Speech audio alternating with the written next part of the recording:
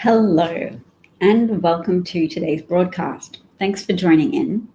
I'm Dav. I host this fairly regular, although irregularly timed, conversation about American political dynamics, the rise of fascism, the need to remember things like the recent insurgency and sacking of the Capitol in order to pull political power away from those who would wreck everything rather than share, and allow it to be given to those people who actually want to take action to promote a more cohesive society while still preserving strong values that keep families intact, etc. The main thing I think that keeps families intact is having enough money not to be subject to pressures that are too stressful. But I can see why some people viewed some of the more liberal emotional movements of the 1970s as being corrosive to family dynamics, because clearly there's some element of compulsion that keeps people together through the difficult times. So men and women who stay together in marriages, or homosexual couples, men and women, through feeling like they ought to do it. And Republicans have been able to take advantage of that conviction on the part of some people that liberalism is to be resisted because it involves embracing of the self and the actualizing of the self, so that people might leave marriages to pursue their own authentic sexuality. Republicanism is probably more of a model where you squish that authentic sexuality down because you stay committed to any marriage you have entered into for the purpose of procreation. If conservatism conserves values and deems itself to be the conservator of intact families, then that's a perception that the left has had to contend with in order to gain and hold political power, without just waiting for Republicans to mess everything up so badly that voters start to seek alternatives to Republicans. Republicanism is too often treated as the default of American life. And in the last 4 years, we've certainly learned more about how, numerically speaking, a majority of America are more likely to vote Democrats or to lean Democratic, but that various configurations of the electoral college system and various gerrymandering successes that in themselves were a product of Democratic complacency after achieving a historical breakthrough with the elevation of the first Black American to the office of the presidency, allowing Republicans to get a boost in midterm elections during Obama's tenure, and to pack state legislatures with all of the negative partisan backlash to Democratic electoral success. Phil notes that Republicans are going to whitewash the insurrection. I'm going to take your sentence, Phil, and I'm going to say they're going to try to whitewash the insurrection. Because do you know what? Americans don't take kindly to terrorism in the main. So whilst Fox News is certainly seeking to whitewash the insurrection, and others are, corporations are still pulling their donations from Republicans who were on board with the general thrust of the insurrection, in that they failed to, or they voted against certifying election results for various states. So that's a process that's escalating and ongoing. And if you want to keep an eye on it, I recommend following Judd Legum, Legum, on Twitter, because he is doing the hard legwork of writing to corporations and asking them if they still intend to make political donations to the Republicans who acted in that way, who voted against certification of the electoral results, which is purely a formality. It wasn't them pursuing, as they claim, some constitutional pathway for redress for the concerns of the citizens, which is a circular argument because those concerns were created and fed by seditious Republicans, including the seditious Republican former president, disgraced former president-in-chief, Donald J. Trump. So yes, Judd Legum is certainly a hero. I'm glad you caught me too, Basha. And yes, the Senate Republicans, only 5 of them voted against Senator Rand Paul's procedural vote to declare an impeachment trial for Donald Trump unconstitutional. But some senators have said, well, whilst they might have voted in support of Rand Paul's proposal, that doesn't mean their vote in the trial is assured, that they'll still attend to whatever evidence is produced in the trial. So I can't follow that logic per se, but in the meantime, let's move on to the next point, which is the Q nonsense. Someone has made a video called Q Congress, and we'll watch that because, look, even though we don't want to give them too much airtime, it is important to keep an eye the Q member of on Congress who what they are incited doing. these armed thugs to attack and kill Nancy Sorry, start Pelosi. from the beginning. Here we go. Democrats will take away everyone's guns. That is Marjorie Taylor Greene, the Q member of Congress who incited these armed thugs to attack and kill Nancy Pelosi and Mike Pence. Pence had been taken down to a bunker. So why does she still have a job? I mean, Al Franken had to quit after he made a joke 20 years before when he was a comedian, and this bum monkey still gets to cast a vote? The Green New Deal. Also, it turns out Greene supports the conspiracies about 9/11 and Sandy Hook. This according to her spokesperson. Enemy, bloodsucker. QAnon is disintegrating because on January 20th, Trump's Legion of Warriors were defeated by the pedophile baby-eating Democrats. What's about to be revealed is that QAnon is actually JFK Jr., and he brought the plan to Donald. So now they're going back to their jobs at Dairy Queen and waiting for a shiny lizard to lead them home. See, this shit ain't funny. She's not competent and she's certifiable. She belongs not in the halls of Congress, but in a traveling carnival in a tent with Randy Quaid and an unstable meth lab. But that might just be me. Which You're in a lot of trouble, Donnie. goddamn right. Who's with me? Winning. His videos are punchy. That's he's with reallyamerican.com, and that was Chip Franklin. So it's a good skill to have, to be able to punctually weave together some of the more incriminating things from the fracturing Republican Party. So who's trending? The Flake dude, Jeff Flake, former Republican Senator Jeff Flake is currently trending because he has said that were he still in the Senate, he would vote to convict Donald Trump of inciting an insurrection. And he also disclosed that thousands of people have been changing their party affiliation, their registered party affiliation in his state of Arizona. I've seen claims that he said 7,000. I've seen claims that he said 9,000. So maybe we'll listen to him for a moment.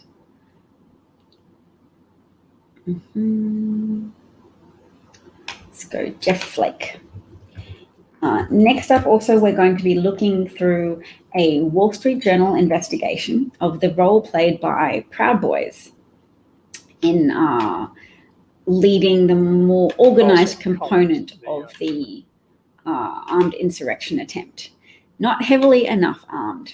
They failed, and their confidence was very visible in the fact that they boasted on social media of their attempts of their takeover, the sacking of the Capitol initially. And now that that's being used as evidence by the FBI, they are trying to delete it, except that's not really how the internet works. So here's Jeff Flake for 37 seconds. Let's give him a shot. Well, if I were in the Senate, I would certainly vote to convict if inciting an insurrection, and also calling the Republican Secretary of State in Georgia, asking him to find you votes, and then trying to fire the Attorney General, the acting Attorney General, to get a lackey in who would bring the challenge to the Supreme Court. Yeah, that all happened after the election. There has to be some consequence. I just hope that there is a conviction. If there's not, it may say more about what a president can get away with than what he can't. And I think that would be a bad outcome. Well, if I were in the Senate, I would certainly vote to convict if inciting an insurrection, and also calling the Republican Secretary of State in Georgia, asking him to find you votes, and then trying to fire the Attorney General, the acting Attorney General. Twice.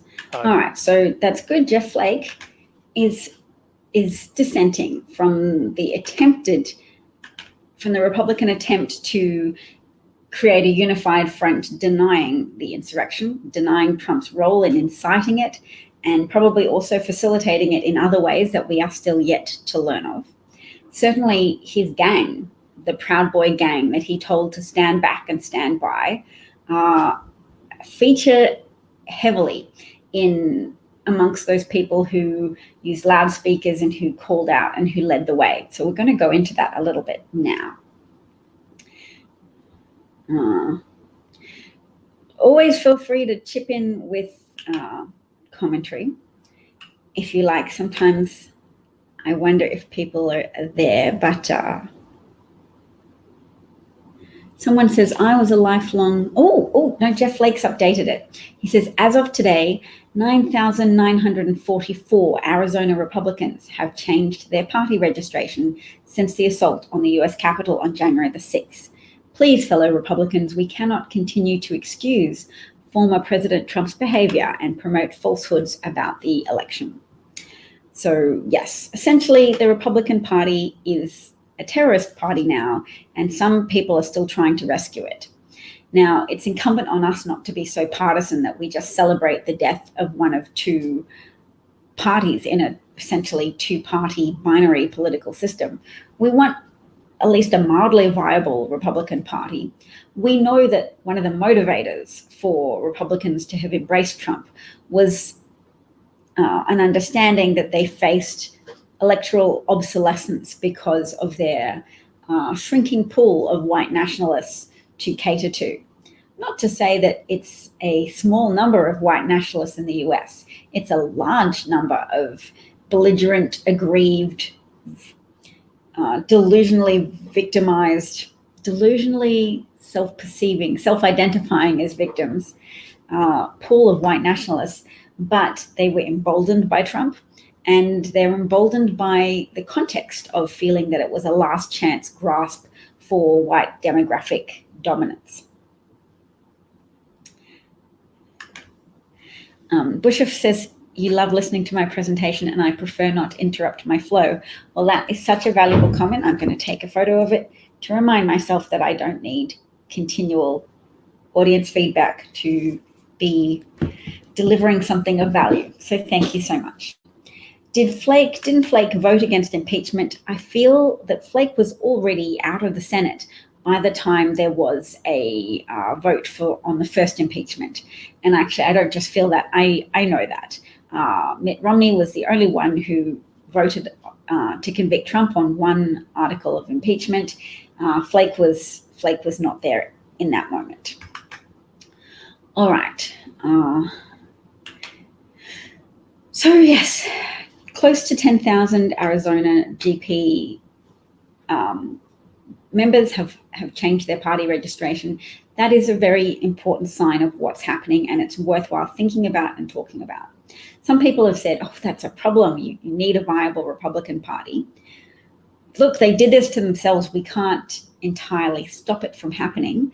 We can say, look, Liz Cheney, Jeff Flake, Mitt Romney.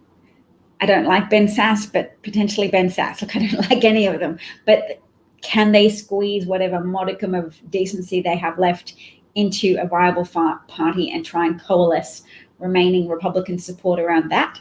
It's a difficult challenge for them because the QAnon faction of the Republican Party is numerically dominant within that party.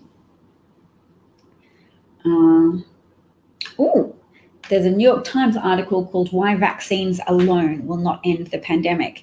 And I'd love to read it had I not ended my subscription to the New York Times, which I'd resurrected recently and then felt the need to let go of again because they need incentivizing to eradicate their internal tendency to appease white supremacy or even embrace the motives and the loyalties of white supremacists, which they did when they fined one of their casual staff, an editor called Lauren Wolfe, for offending the white supremacists with the appearance of bias by daring to show a picture of Biden's plane landing and saying, I have chills.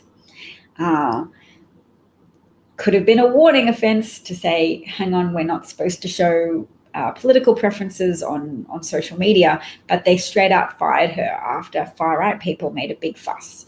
Because to the New York Times, its reputation for fair-mindedness is so compulsively maintained that they will do so via leaning heavily towards those people who work the refs the loudest. And coincidentally, those right-leaning ref-working villains also have overlapping interests and priorities with wealthy billionaire tax avoiders, some of whom may own the New York Times. To what degree the New York Times editorialship is influenced by the concerns of its owners, who may prefer Trump and Republicans in power because they get tax cuts. The corporate tax rate was cut from 35% to 21% during Trump's tenure. And that was the legislative success of the Republican Party, permanently cutting taxes for the uber wealthy and temporarily cutting taxes for the middle class, so that many people have woken up to a tax increase this year, which they can conveniently blame on Joe Biden if they are afflicted with partisan blindness. And I won't just call it partisan blindness, because it's not an illness that affects people uniformly. It is definitely, at this point in history, a condition that is more likely to affect those who occupy the bulk of the majority, the Republican Party. Partisan blindness afflicts people on the far left as well. They're so partisan against their own party, the Democratic Party, that they're busy complaining that there's not $2,000 checks forthcoming at the moment, even as the Biden administration and the Senate Democrats wrestle with the obstreperous and intractable nature of Republicans who are used to being drunk on power. But Mitch McConnell lost Georgia. He lost his majority when Donald Trump's shenanigans helped sufficiently split the Republican Georgian vote so that enough Republicans did not vote for candidates David Perdue and Kelly Loeffler, because they had concerns that the election had been stolen from Trump. And really, they were listening to Donald Trump's covert messaging of, don't make me look bad by electing Republicans. I've just said it's impossible for a Republican president to be elected in Georgia because the election systems there are so rigged in favor of Democrats. So no matter how much Trump campaigned or ostensibly claimed to be campaigning for David and Kelly, his buddies David and Kelly, he was also putting a very strong message out there of, don't trust election software, election hardware, election infrastructure in Georgia. Trust the narrative of a betrayal of Trump. So Mitch McConnell's pretty mad at Trump, but at the same time, Mitch McConnell was prepared to sit back and benefit if Trump did manage to overthrow the government. What do we think the Republican Party would have done if the Trump riotous mob had succeeded in killing legislators in Congress? Would they have just said, okay, well, this is our new normal now. Trump's won a second term because his supporters forced Mike Pence to sign his name to something saying that Trump won at gunpoint or at knife point. What exactly would the Republican Party have done? Because America came closer than most people, I would imagine, realize to the mass execution of legislators in the Capitol building, that they were going to seal evacuating legislators in the tunnels and turn on the gas, whatever that meant. But that was in messages obtained by the FBI and used in charging documents. So now, turning to another point, which is a Twitter account by the name of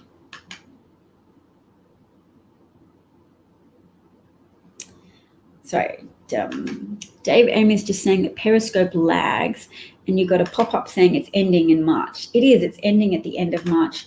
So all y'all should follow me on Hacks. That is going to be the new place that I broadcast from.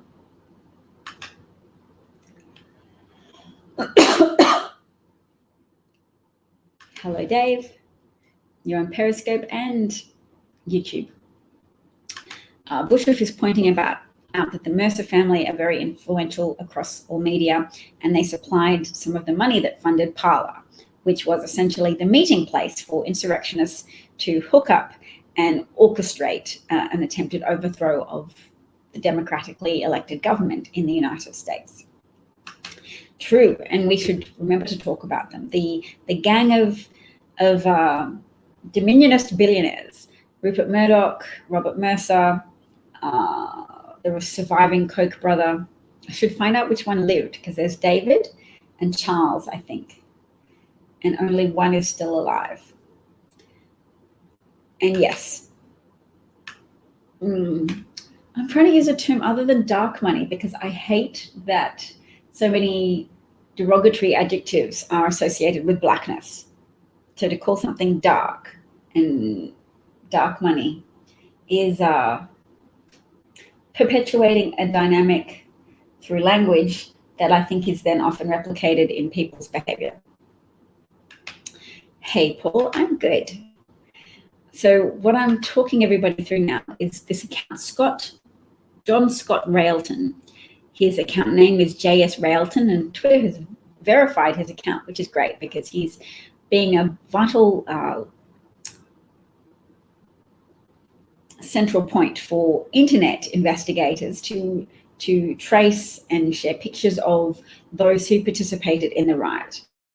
And whilst we do that, whilst we engage in those activities, we aren't forgetting, and we aren't making it easy for Republicans to try and use whatever power and influence they have to trick the population of America into minimizing or overlooking the domestic terrorist events of January the 6th. We won't forget Jan the 6th. Maybe I'll try that on as a hashtag. Because when you announce intention, you're bringing that into being. We won't forget Jan 6th. Just so they know where we are. Okay, so I've made this big enough for people to see along. It says, must watch. Investigation by Wall Street Journal shows 100 plus Proud Boys coordinating, instigating, and leading key elements of the Capitol breach. Proud Boy 1, let's take the effing Capitol. Proud Boy 2, let's not effing yell that, all right? Etc. So they did a video investigation.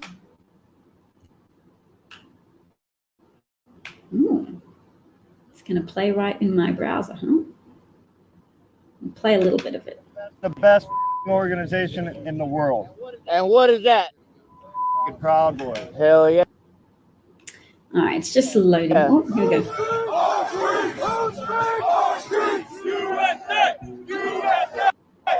One of the most prominent groups to storm the Capitol on January 6th was the Proud Boys, a right-wing extremist group whose members described themselves as Western chauvinists. The Proud Boys are taking over D.C.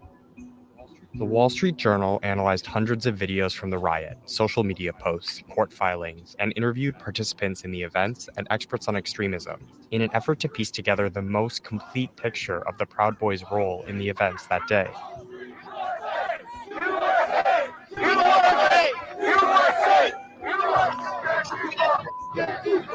The Journal's investigation shows Proud Boys coordinating, instigating, and leading some of the most pivotal moments of the rush into the historic building that disrupted lawmakers' certification of the presidential election and resulted in the death of 5 people, including 1 police officer. I'm just going to pause that because I've thought of something. Instead of dark money, secret money. Dark is being applied there as a way to communicate that the sources of the funds are non-obvious and less traceable than other funds. So it's secret money. I know we're trying to make it all mysterious and bad, but I am personally trying to take steps not to use dark as synonymous with bad. And I think change can start anywhere you make change start. And I know the temptation to sometimes dismiss those types of moves, to consider what's a microaggression, what's a linguistic factor in systemic racism, and go, oh, that's too much to think about, that's overcomplicating things, blah, blah, blah. Well, I'm just going to make it nice and simple and start saying secret money instead of dark money. So some people will hear the complicated explanation.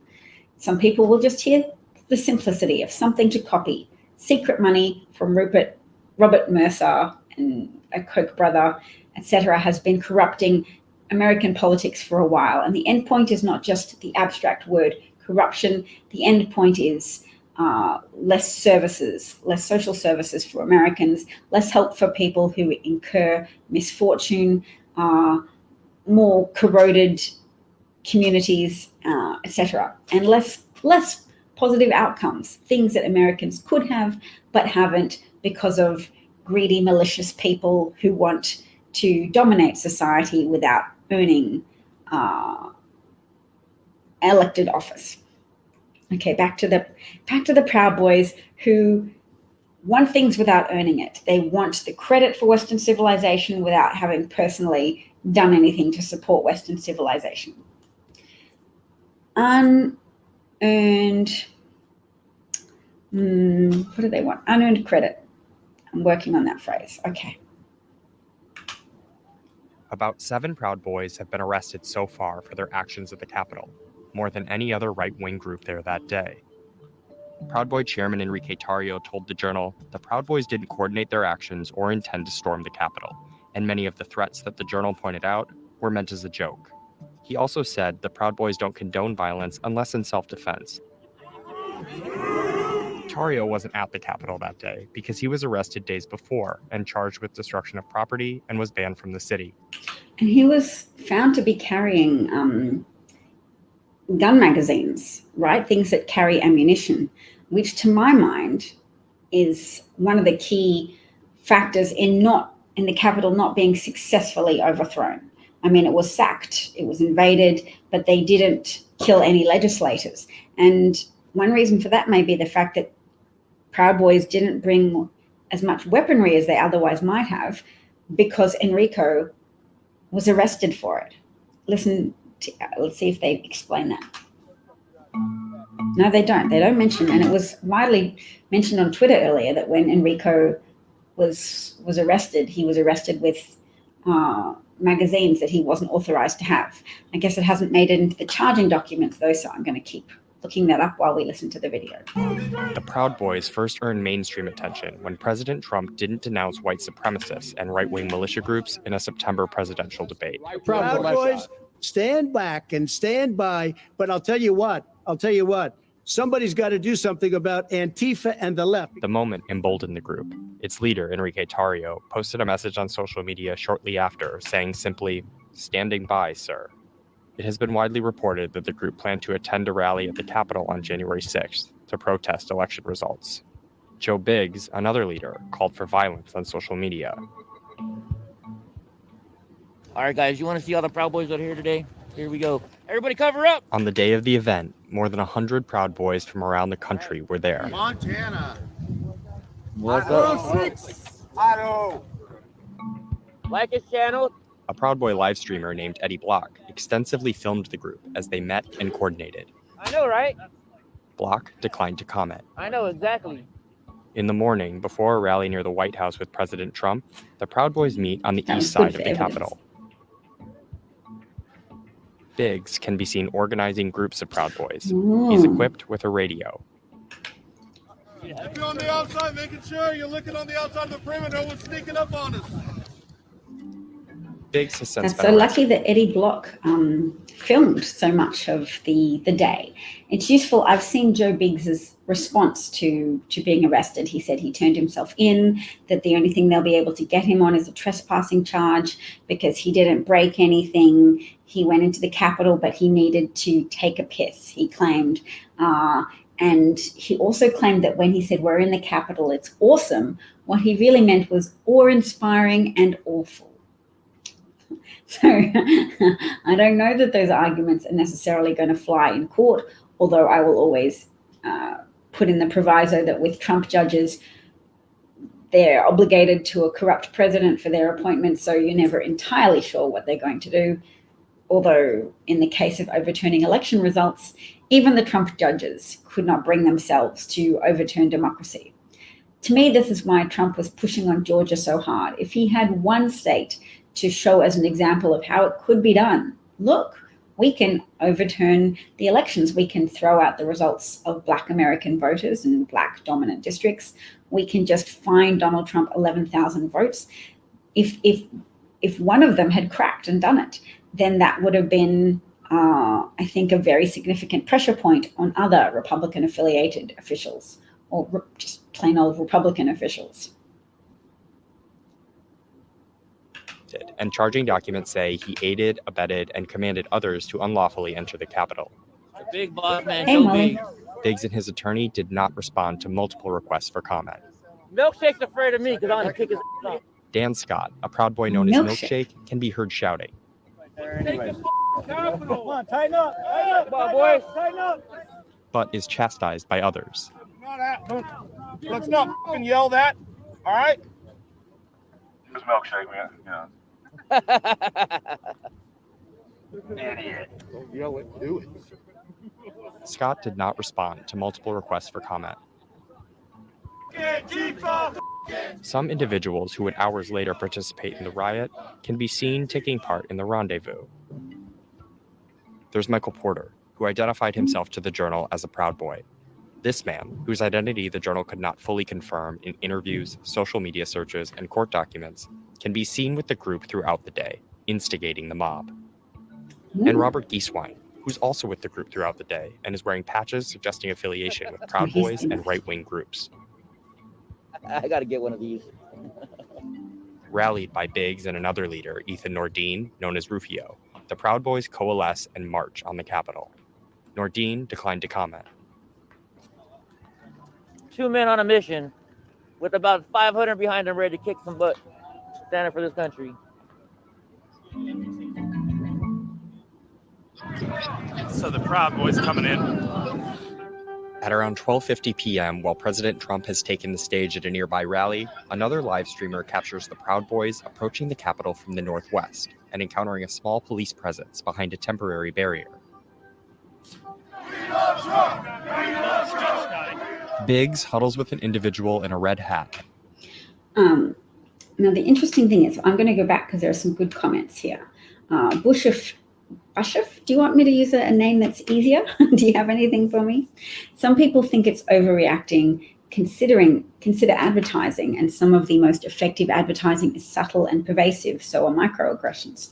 True. And I once came across some data that indicated in areas of America where racism is higher, expressed overt racism is higher, Black Americans are more likely to have cardiovascular disease. There's just a correlation, whether or not it's causative or not, but there's a definite correlation. And then something that wasn't discussed as much was there was also a correlation with counties with high rates of expressed racism and rates of cardiovascular disease amongst the white people that were committing the aggressions, the microaggressions, overt and covert. And the interesting thing I wanted to raise about that is the argument, let's not embrace racism and let's not tolerate racism that much, because let's point out and raise awareness of the fact that not only are you significantly harming Black Americans, but to indulge in that mentality is to potentially cultivate psychosocial conditions of low trust and paranoia and gullibility and susceptibility to rabbit hole conspiracy theories, rabbit hole fantasy paranoias that take you away from reality and cause conflict with your family because your reality can no longer be confirmed. And Q isn't even a proper religion. It doesn't even encourage anything pro-social. It's a nihilistic religion. So that's a point for more discussion at another date. But thank you for bringing up the fact that, yes, microaggressions are cumulative and can be damaging. And Molly pointed out that there were several guns shown by rioters in the Capitol on the day of the terrorist event. But I guess I want to make the point that if there had been more guns, then there would have been an increased chance that they succeeded in their efforts to kill legislators and hold them hostage and try and force them to change the outcome of the election and overthrow the government. So I don't know for sure about the guns. I know they tased a police officer, but I thought they used his own taser. I'm going to presume they took weapons away from police officers that they were tormenting during those more battle scenarios when the Capitol was first being breached, or the DC Metropolitan Police were taking a stand in the West doors. Yes. This was another point I wanted to get to, that Trump didn't select judges, says Bushoff. He took a list from McConnell and the Heritage Foundation. True, but he did so knowing that some of those appointees were underqualified and that he was doing them a favor. And Trump definitely had the idea of reciprocal loyalty, because he gets very upset when his judges don't perform to his expectations. So whether or not they felt encumbered by those expectations is another thing. We can't pronounce definitely whether or not they do feel that, or to what degree. Some of them may feel still obligated to Trumpism. Some of them may be so heavily enmeshed in conservative biases that they don't make pro-Trump decisions to benefit Trump. They just do it because their brains are truly marinated in the idea that people have less value than corporations, and common people deserve to be put in peril. That like the Texas judge who today ruled against the Biden administration using an executive order to put a moratorium on for 100 days on deportations by ICE.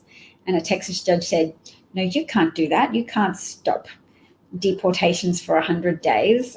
That's not fair to Texas, which is a legal decision that seems unnecessarily cruel. The Biden administration isn't forcing anybody to do anything. It's forcing them to stop doing something that was potentially very harmful. And the judge is saying, no, projected harm to American people by having refugees and migrants who've made their home in America pushed out of America as quickly as possible, because we subscribe to that whole neurotic phobia of migrants. I like that I'm writing down phrases that are very accusatory of Republicans, because Republicans have certainly cornered the market in being accusatory for far too long. And whilst we've accused Trump of being a fascist, other people would just accuse him of being stupid, which negates the truth that he is quite crafty and manipulative, as fascists usually are. Not well educated in the standard American sense of the word, having a good acquaintance with American civics and American history. No, not any of that, but Trump is crafty in the sense of understanding how to manipulate his supporters to a large degree, and the value that his supporters have in a system that is rigged to benefit people who have inherited pro-slavery attitudes, the new Confederacy, as it were, people who support a government purely for making noises about how they will preference white people or white dominant industries, such as farming, which is not exclusively white, but is certainly white dominated, because a lot of black farmers have been forced off their land over time.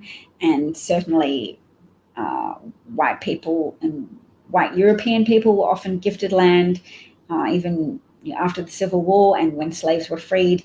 Instead of making good on promises of 6 acres and a mule to freed slaves, instead, no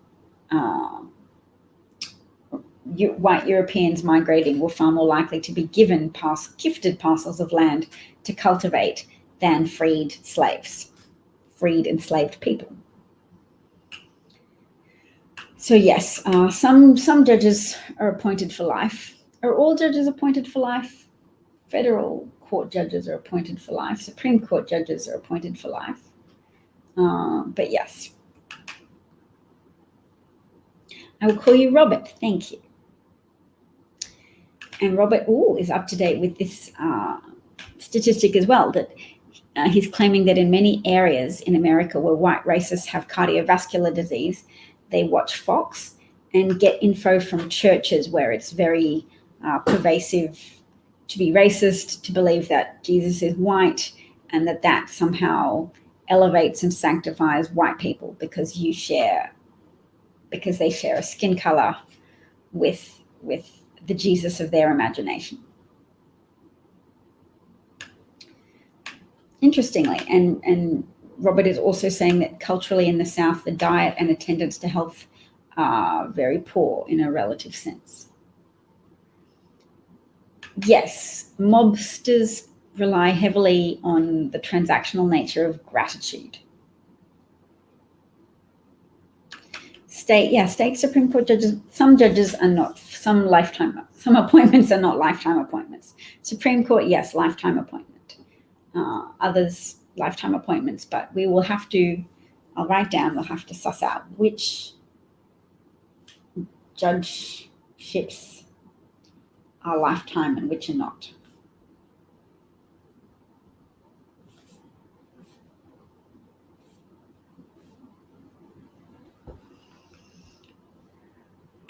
All right, Tipton was appointed by Trump. Who is Tipton? Is he the Texas judge who put a freeze on Joe Biden's moratorium of 100 days suspending ICE deportations? So we'll see. All right, to continue with this Proud Boy investigation. And carrying a flag. Oh yes, Joe Biggs. Joe Biggs is barrier. Okay. Joe Biggs in the gray and black. In a red hat and carrying a flag.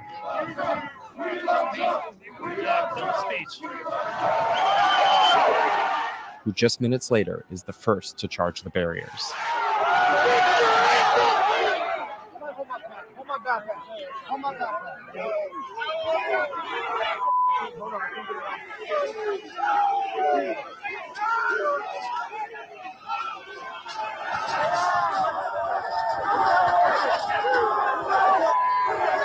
Proud Boys can be seen in the crowd. Porter told the Journal that he participated in a protest, not a riot, and that he did not enter the Capitol. The few police officers there quickly fall back. And the Proud Boys make up a large portion of the first wave to reach the base of the Capitol. They're rushing the Capitol, brother! The Proud Boys are rushing the Capitol!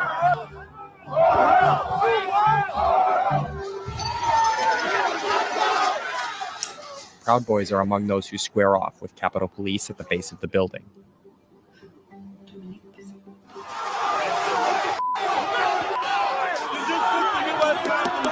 Dominic Pizzola, a Proud Boy and military veteran known as Spazzo, is on the front lines with a wire in his ear. He does have Pizzola's attorney told the Journal his client did not coordinate his actions with anyone and that the radio earpiece was for listening to music.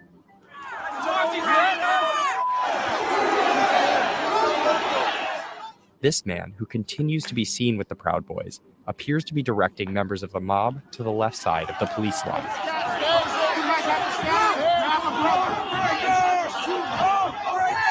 He then leads a chant. Whose country is this? Whose house is it? Do you want your house back? Take it! Geesewine is nearby. Nordine, Biggs, and other leadership also take prominent places on the front line near the Capitol steps. Yeah.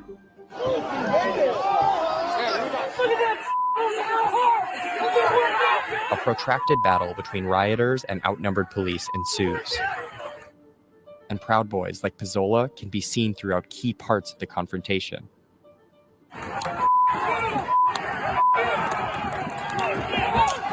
See, do you know what, Phil, earlier, and you said Republicans are going to try and make everyone forget about the insurrection. The elements of the insurrection that are like a murder mystery, that are like, it is a murder mystery. You've got the murder of Officer Brian Seidnick, as well as the deaths of 4 rioters themselves and the subsequent suicide of another Capitol police officer. These are mysteries that draw the public in.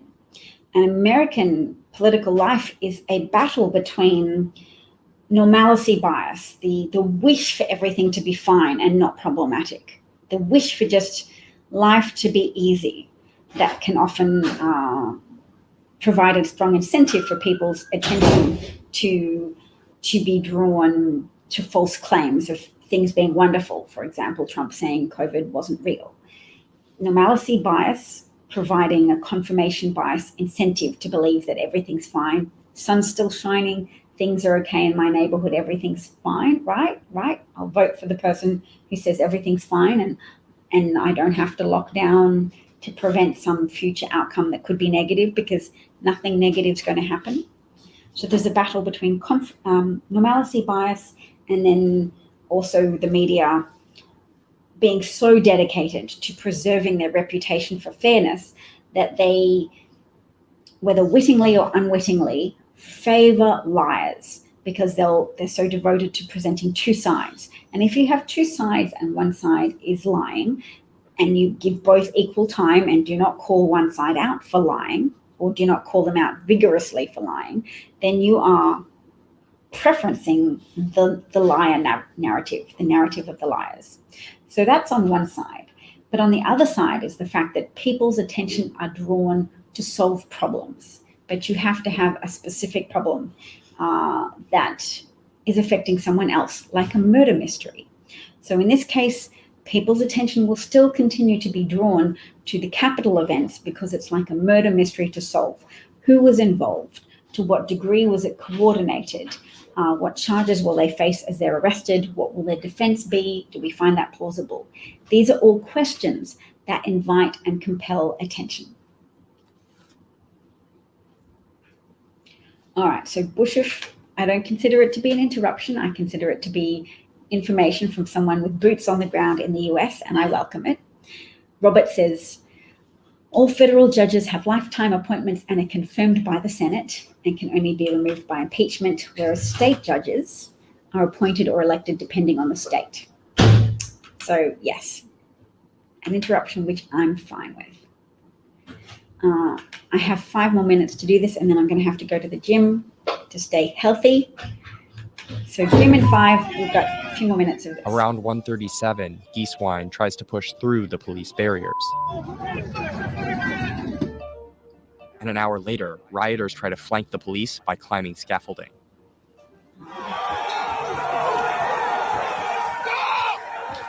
Pizzola takes part in the charge.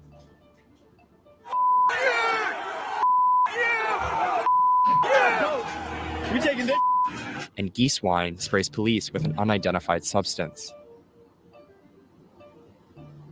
Geeswine was arrested for assaulting a federal officer, destruction of government property, entering a restricted area, and he cut his hair massively in the intervening days between the Capitol insurgency and his arrest. So he had a ponytail before that. It's quite extraordinary how drastically he changed his look as if to avoid arrest by presenting as facially different. Disrupting Congress. Geeswine's attorney declined to comment. At around 2:12, Pizzola breaks a window to the Capitol with a police shield. He and Geeswine are among the first rioters who broke to enter the window? building. Let's have a look. So I'm going to rewind it for a second.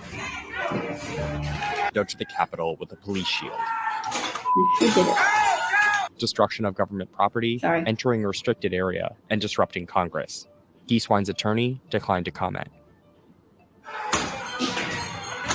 At around 2:12, Pizzola breaks a window to the Capitol with a police shield. He and Geeswine are among the first rioters to enter the building.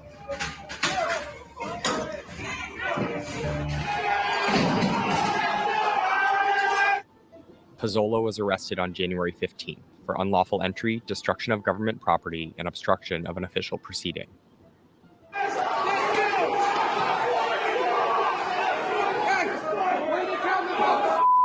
It's Eugene Goodman.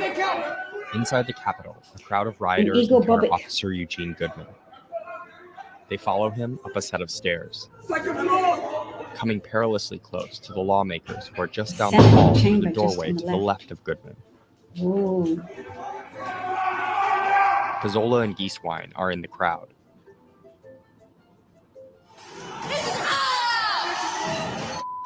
Entering the building close behind is Biggs.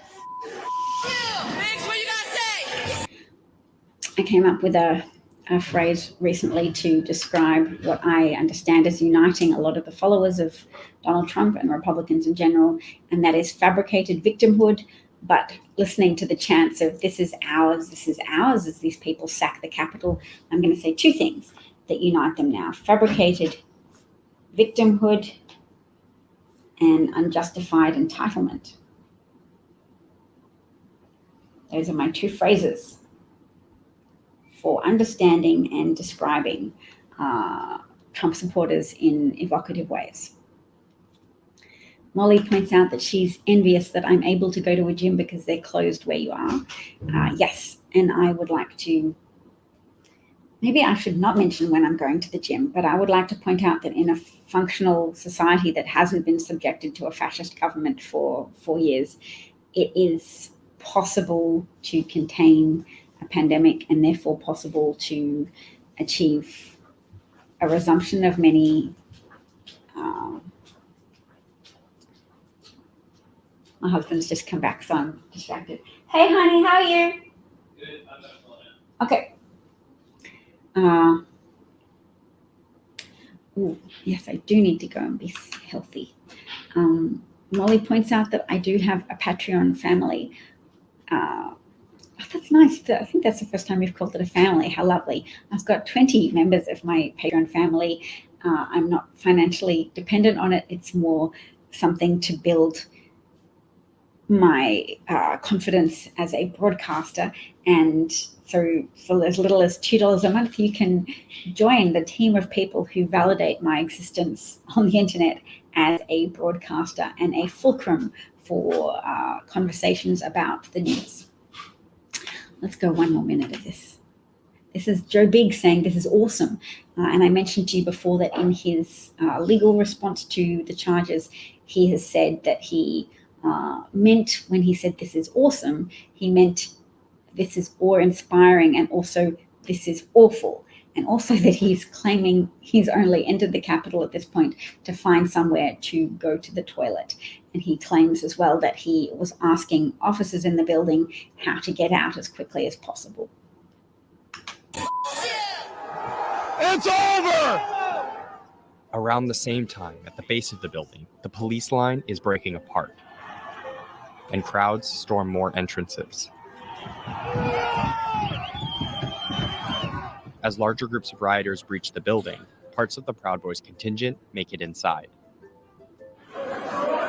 Nicholas Oakes, leader of the Hawaii chapter of the Proud Boys, was arrested after boasting about entering the Capitol on social media. Oakes and his attorney declined to comment. I'm right here.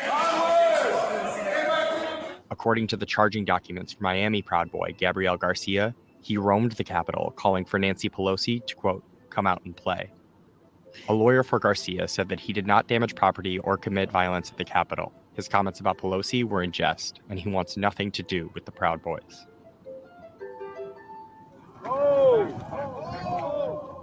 Since the riot, Proud Boys leadership has tried to downplay their role. But the Journal's investigation shows that at every key breach of the Capitol's defenses, the Proud Boys and members of their contingent are at the forefront of the mob and can be seen coordinating and instigating. Authorities have arrested about 7 Proud Boys so far for their role in the attack. Other Proud Boys have threatened more violence. Jake, this is a shot across the back. Like, next time we come armed. Porter told the Journal he made this statement as an individual, not as a representative of the Proud Boys. Proud Boy leadership was unapologetic about the violence in a live stream after the riots. I've answered reporters for the past week that keep saying, well, the Proud Boys plan this, and this is up, and they've told me to denounce it. Listen, I'm not going to denounce anything. Terrio told the Journal that his and Biggs' comments in this show were expressing the views of Trump supporters who have felt marginalized by the system. It's only going to get worse, and that's what people don't understand, is the more you push the bear, the more you poke the bear is going to come back. Wow, so we watched that whole video, which is great, because I now have 21 family members. Bless you, Robert. That's so kind. There would have been, what's the point here? Charges would have been harsher had they not been white. possibly, although I have hopes that these charges will be cumulative and that they will build on increasing investigations, increasing charges as investigators spend more time pouring through video evidence. And the great thing is there's so much evidence because these people were very emboldened by the thought that they would succeed in overturning the government and thereby ensuring that Trump got another 4 years and therefore pardon power for another 4 years and control over the Department of Justice for 4 years, in which case they thought they were insured against any legal consequences from committing sedition and overthrowing the government by violent means. So thank you so much, Phil and Molly. Yes, if they had not been white rioters, then then the white nationalist president would have done less work to conspire to allow them to sack the Capitol. His appointees to the Pentagon. We don't know yet if Trump exerted any influence over the Capitol Police. I know they're making admissions now that, yes, they understood that there was a high likelihood of violence and that they underprepared. But I would like to see the results of an investigation into communications between members of the Capitol Police, the Sergeant-at-Arms of the House and the Senate, and anybody involved in the Trump administration to find out if they had a hand in causing an underprepared or contributing to the general underpreparedness of Capitol Police for what was always likely to be an attempted terrorist attack on the Capitol. Many on social media knew of this attempted attack because it was not very secret. People were watching parlor forums and reporting on various plans. It was understood that it would be problematic. I mean, I just thought all I had to do was tell people not to go to Washington, D.C.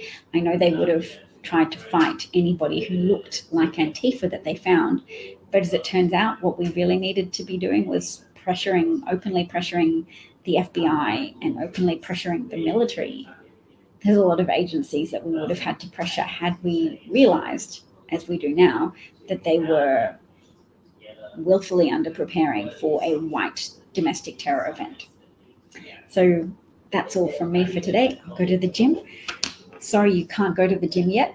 In Pennsylvania, in many other countries, it's to be hoped that soon under a competent federal government led by Joe Biden and Kamala Harris, that there will be more efficient distribution of vaccines. There will actually be a rollout plan, that the mask mandate could bring this virus under control in a period of months. Many people understand now that this crisis does not go away organically over time. It goes away with competent leadership that takes advantage of developing science.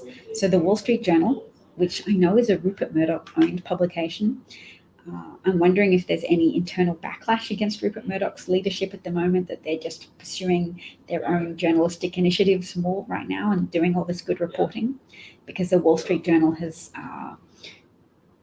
been reporting on novel developments in coronavirus science to say now that sanitization of surfaces is turning out to not be that significant. Something I was talking about 9 months ago, because an article in Nature said from their research, fomite transmission, i.e. catching COVID from infected surfaces, so an infected pen or anything like that, contaminated pen, appeared to be less consequential in disease transmission than airborne sources of transmission. So being around people breathing out infective particles. So yes, it's not a question of wiping down your groceries when you get them delivered from the store.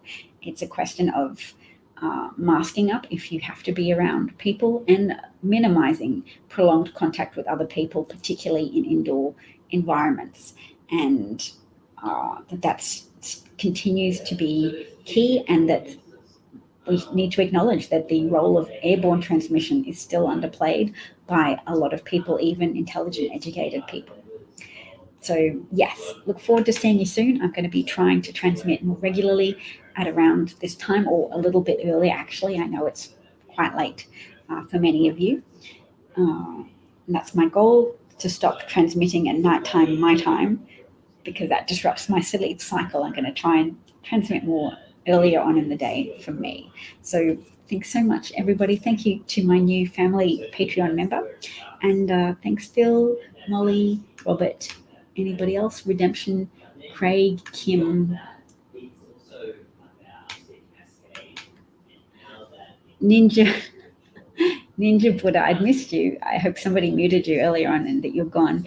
But you say you're convinced I won't play Rand Paul's speech today about witch hunting conservatives.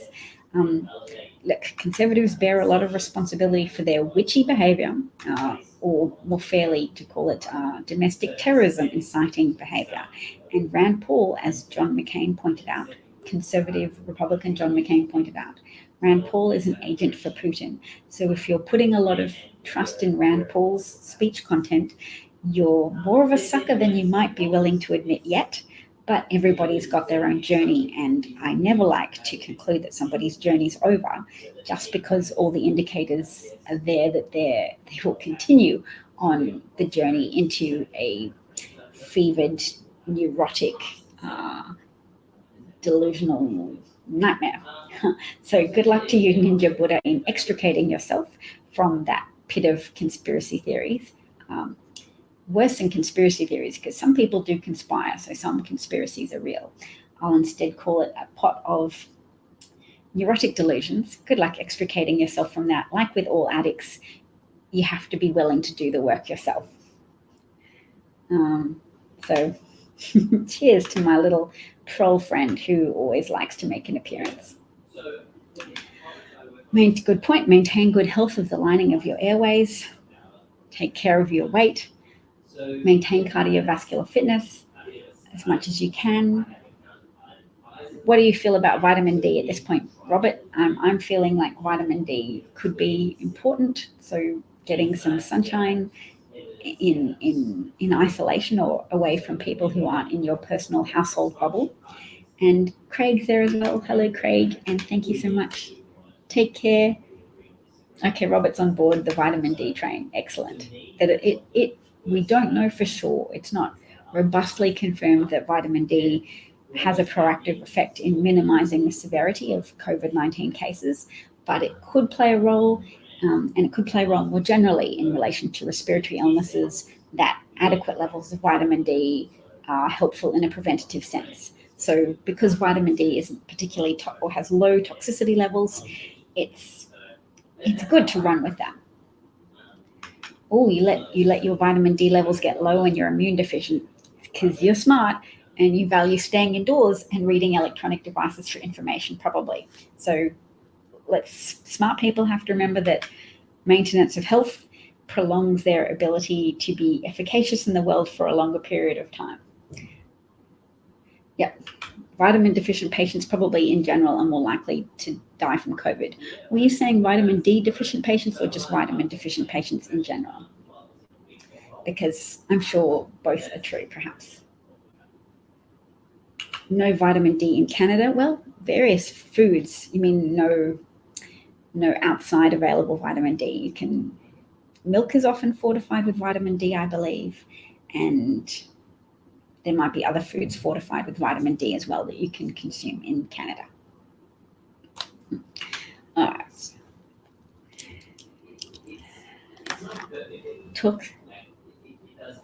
It's therapy in Canada. Mm-hmm. Bye.